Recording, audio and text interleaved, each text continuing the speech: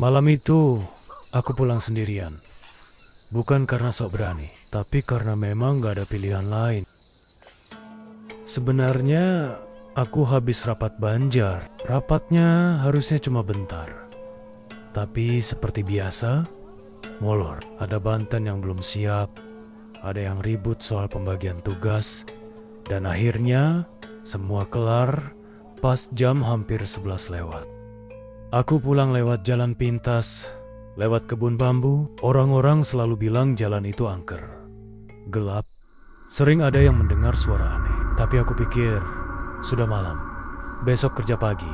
Mau gak mau lewat sini, biar cepat sampai rumah. Makin aku jalan, rasanya makin aneh. Kayak ada yang ngikutin dari belakang.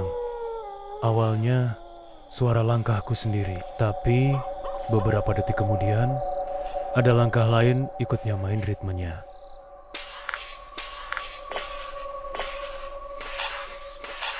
Aku berhenti. Langkah itu juga berhenti. Pas aku nengok ke belakang, kosong. Cuma bambu gelap dan kabut tipis.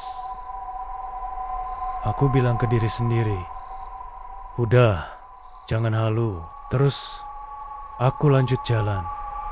Tapi pas aku jalan lagi, langkah itu ikut jalan tanpa berhenti. Dan di situ, dadaku mulai dingin. Karena meski aku diam, suara langkah itu masih terus berjalan. Di bawah cahaya bulan, aku coba lihat tanah. Dan sumpah, di tanah itu ada bayangan orang. Bayangan yang lagi jalan pelan. Tapi yang paling bikin aku hampir jatuh, gak ada orangnya, cuma bayangan. Dari dalam bambu ada suara pelan. Tolong, tolong. Kayak minta tolong, tapi nadanya dingin banget. Aku merinding dari kaki sampai kepala. Belum sempat aku bingung, tengkukku tiba-tiba kayak diembus sesuatu. Nafasnya dingin, dekat banget, kayak ada mulut tepat di belakang telingaku. Aku beranikan diri noleh ke belakang. Dan saat itu, di tengah gelap, muncul sebuah wajah samar. Gak ada badan, gak ada bentuk, cuma mata putih kosong dan senyum tipis yang gak gerak. Wajah itu makin dekat, kayak melayang langsung ke wajahku. Leherku tiba-tiba kayak ditarik sesuatu yang gak kelihatan. Suaraku hilang, kakiku kaku. Cuma bisa lihat wajah samar itu nempel di depanku.